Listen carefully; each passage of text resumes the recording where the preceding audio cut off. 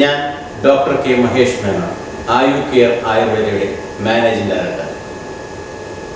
ഞാൻ എൻ്റെ post graduate MD Ayurveda പഠനത്തിന് പൂന യൂണിവേഴ്സിറ്റിയിലുള്ളപ്പോൾ എൻ്റെ ശ്രദ്ധയിൽപ്പെട്ട ഒരു ആയുർവേദ ഔഷധമാണ് ലവണതൈലം.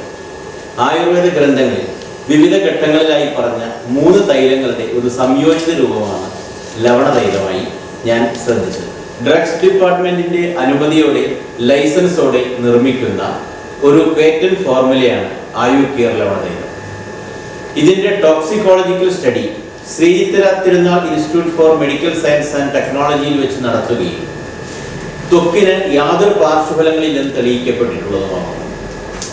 കൂടാതെ വിവിധ ഹോസ്പിറ്റലുകളിൽ വെച്ച് നടത്തിയിട്ടുള്ള ക്ലിനിക്കൽ സ്റ്റഡിയുടെ അടിസ്ഥാനത്തിൽ ശരീരത്തിന്റെ അരക്കെട്ടനുപാതം കുറയ്ക്കുന്നതിനും അമിത വയർ ഇല്ലാതാക്കുന്നതിനും വളരെ ഫലപ്രദമായ ഒരു ആയുർവേദ ഔഷധവുമായി തെളിയിക്കപ്പെട്ടിട്ടുള്ളതുമാണ് ആയു കെയർ ലവണതൈലം. ലവണതൈലത്തെ കുറിച്ചിട്ടുള്ള പരാമർശം ആയുർവേദത്തിന്റെ പ്രാമാണിക ഗ്രന്ഥങ്ങളിൽ ഉണ്ടോ എന്ന സംശയം ചിലർക്കെങ്കിലും ഉണ്ടാകാം. ലവണതൈലത്തെ കുറിച്ച് ആയുർവേദത്തിലെ ഗ്രന്ഥങ്ങളിലുള്ള പരാമർശം മറ്റെവിടെയുമല്ല. കേരളീയ വൈദ്യന്മാർക്ക് ഏറ്റവും സുസമ്മതമായ അഷ്ടാംഗ ഹൃദയം എന്ന അടിസ്ഥാന ഗ്രന്ഥത്തിലാണ് ലവണതൈലത്തെ കുറിച്ചിട്ടുള്ള പരാമർശം കാണുന്നത്. അഷ്ടാംഗ ഹൃദയം ചികിത്സാ സ്ഥാനം 4-ാം അധ്യായത്തിൽ 2-ാമത്തെ ശ്ലോകത്തിലാണ് ലവണതൈലം എന്ന വാക്ക് നാം കാണുന്നത്. ശ്വാസരോഗികളിൽ കട്ടയായ കഫത്തെ ലയിപ്പിക്കുവാനുള്ള പുറമെ പുരട്ടുന്ന തൈലമായിട്ടാണ് ലവണതൈലം ഇവിടെ വിവക്ഷിച്ചിട്ടുള്ളത്. കഫത്തെ കുറയ്ക്കുന്ന തൈലങ്ങൾ മേധസ്സിനെയും കുറയ്ക്കും എന്ന പഞ്ചമഹാഭൂത സിദ്ധാന്ത പ്രകാരം കേരളീയ വൈദ്യന്മാർ അവരുടെ അനുഭവക്കുറിപ്പുകളിൽ ലവണതൈലം അമിതവണ്ണവും കൊഴുപ്പും കുറയ്ക്കുന്ന ഒരു തൈലമായി അവരുടെ ചികിത്സാനുഭവങ്ങളിൽ വിവരിച്ചു. ചില താളിയോലകളിലും ലവണതൈലത്തെ കുറിച്ചിട്ടുള്ള പരാമർശം കാണുന്നു. ലവണതൈലത്തിലെ മുഖ്യ ഘടകം റോക്ക് സാൾട്ട് അഥവാ ഇന്ദുപ്പാണ്. യാതൊരു പാർശ്വഫലങ്ങളുമില്ലാത്ത ആയുർവേദ ഗ്രന്ഥങ്ങളിൽ പ്രതിപാദിക്കുന്ന ശരീരത്തിനുള്ളിലേക്ക് കഴിക്കാവുന്നതും പുറത്ത് പുരട്ടാവുന്നതുമായ ഔഷധമായ ഒരു മരുന്ന് ഉപ്പ് ആയിട്ടാണ് ഇന്ദുപ്പിനെ വർണ്ണിച്ചിട്ടുള്ളത്. ചിലർക്കെങ്കിലും ഒരു സംശയം ഉണ്ടാകാം, ഇന്ദുപ്പ് തൈലത്തിൽ ലയിക്കുന്നില്ല, പിന്നെ എങ്ങനെയാണ് ലവണതൈലം ഉണ്ടാകുന്നത്? ആയുർവേദത്തിൽ തൈലപാകസിദ്ധി എന്ന് വെച്ചു കഴിഞ്ഞാൽ ഒരു ഔഷധത്തിന്റെ ഔഷധ ഗുണം തൈലത്തിലേക്ക് ആഗിരണം ചെയ്യപ്പെടുന്ന ഒരു പ്രക്രിയയാണ്. Oil extract of rock salt ആണ് ലവണതൈലം.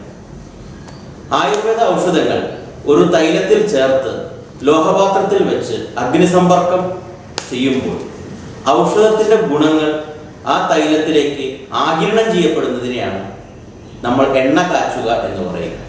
ആയുർവേദ ഔഷധ നിർമ്മാണ പ്രക്രിയയിൽ കഷായങ്ങൾ എന്ന് പറയുന്നത് ജലത്തിൽ ലയിച്ചു ചേർന്ന ഔഷധത്തിന്റെ വീര്യമാണ്.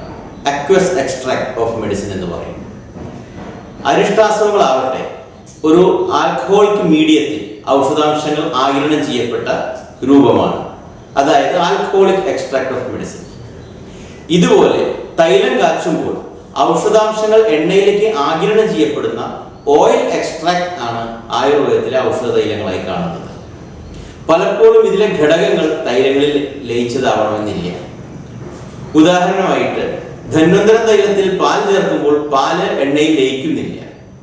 നീലുഭൃംഗായ തൈലത്തിൽ അഞ്ജനക്കൽ ഇടുമ്പോൾ അതിൽ തൈലത്തിൽ ലയിക്കുന്നില്ല. അതുപോലെ പല ലോഹ കഷ്ണങ്ങളും മറ്റു പല പാറക്കഷ്ണങ്ങളും മറ്റു പല ലയിക്കാത്ത വസ്തുക്കളും ചേർത്ത് തൈലങ്ങൾ കാച്ചുമ്പോൾ ലയനം എന്ന് പറയുന്നത് ഒരു ഔഷധത്തിന്റെ സാരാംശം ആഗിരണം ചെയ്യപ്പെടുന്നതിന്റെ ഒരു അടിസ്ഥാനമല്ല. ആ ഔഷധത്തിന്റെ വീര്യം എണ്ണയിലേക്ക് ആഗിരണം ചെയ്യപ്പെടുന്നതിനായി ഈ ഔഷധം എണ്ണയും ചേർത്ത് ലോഹപാത്രത്തിൽ അഗ്നിസമ്പർക്കത്തിൽ ഇരിക്കുന്ന ആ തൈലഭാഗ സിദ്ധിയാണ് ആ ഔഷധ നിർമ്മാണ പ്രക്രിയയുടെ വീര്യം നിർണ്ണയിക്കുന്നത്. ഇന്ദുപ്പ് അടങ്ങിയ അനവധി തൈലങ്ങൾ ആയുർവേദത്തിലുണ്ട്. ഉദാഹരണമായി നമ്മൾ ഭൈഷജ്യരത്നാവലി എന്ന ആയുർവേദത്തിലെ ഒരു ഫാർമക്കോപ്പിയുടെ അടിസ്ഥാനമായ ഗ്രന്ഥം പരിശോധിച്ചു കഴിഞ്ഞു കഴിഞ്ഞാൽ തന്നെ ഇന്ദുപ്പ് അടങ്ങിയ മുഖ്യമായ 3 തൈലങ്ങൾ ഒരധ്യായത്തിൽ തന്നെ പറഞ്ഞതായി കാണാം.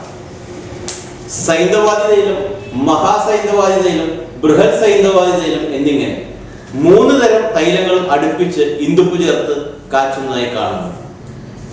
കൂടാതെ അഷ്ടാംഗഹൃദയത്തിൽ പറയുന്ന മാഷ സൈന്ധവ തൈലം, യോഗരത്നാകരത്തിൽ സമുദ്ര ശോഷണ തൈലം തുടങ്ങി നിരവധി തൈലങ്ങൾ ഇന്ദുപ്പ് മുഖ്യ ഘടകമായി നിർമ്മിക്കുന്നവയാണ്.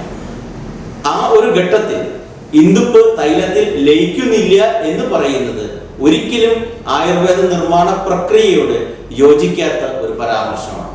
പൗരാണിക കാലം മുതൽക്കേ ശരീരം ചുരുങ്ങുവാനായി ഇന്ദുപ്പ് ഒരു ഔഷധമായി ഉപയോഗിച്ചു വരുന്നു.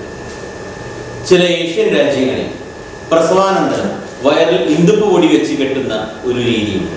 വയർ ചുരുങ്ങുവാൻ ഇത് വളരെയധികം സഹായിക്കും. ചില അറേബ്യൻ നാടുകളിൽ ഇന്ദുപ്പ് കട്ടകൾ തേച്ചു കുളിക്കുന്ന പതിവുണ്ട്. ഒരു ബാത്തിങ് സോൾട്ട് ആയിട്ടാണ് ഇന്ദുപ്പ് ഉപയോഗിക്കുന്നത്. പ്രസവാനന്തരം നാടൻ ചികിത്സകളിൽ വയർ ചുരുങ്ങുവാനും വണ്ണം കുറയാനും കുളിപ്പിക്കാൻ ഉപയോഗിക്കുന്ന വെള്ളത്തിലും ഇന്ദുപ്പ് മുഖ്യ ഘടകമാണ്. ഇങ്ങനെ ശരീരം ചുരുങ്ങുവാനും അമിത വയർ കുറയുവാനുമുള്ള ഇന്ദുപ്പിന്റെ ഈ കഴിവാണ് ലവണതൈലത്തിൽ കൂടുതലായി ഉപയോഗപ്പെടുന്നത്. ആയുർവേദ ലവണതൈലം ഒരു പേറ്റന്റ് ഔഷധമാക്കിയ ഇന്ദുപ്പ് മുഖ്യ ഘടകവുമായും അതോടൊപ്പം ആയുർവേദത്തിൽ നിർദ്ദേശിക്കപ്പെട്ട മറ്റ് 3 തൈലങ്ങൾ കൂടിച്ചേർന്ന രീതിയിലുമാണ് ചിട്ടപ്പെടുത്തിയിട്ടുള്ളത്. ശരീരാന്തർഭാഗത്തെ വായു വർദ്ധിച്ച് വയർ വീർക്കാൻ സാധ്യതയുള്ളതിനാൽ അതിനായി നിർദ്ദേശിക്കപ്പെട്ടിട്ടുള്ള ഒരു തൈലവും, നീർക്കെട്ട് വന്ന ശേഷം ശരീരത്തിന് വലിപ്പം കൂടുന്നതിനാൽ നീർ കുറയുന്ന ഒരു തൈലവും, കൊഴുപ്പടിഞ്ഞുകൂടി ശരീരത്തിലെ പേശികൾ ദുർബലമാകുന്നത് തടയാനായി കൊഴുപ്പിനെ ലയിപ്പിക്കുന്ന ഒരു തൈലത്തിന്റെ കൂട്ടും കൂടിച്ചേർന്ന രീതിയിൽ ചിട്ടപ്പെടുത്തിയ ഒരു ആയുർവേദ ഔഷധ തൈലമാണ് ലവണതൈലം.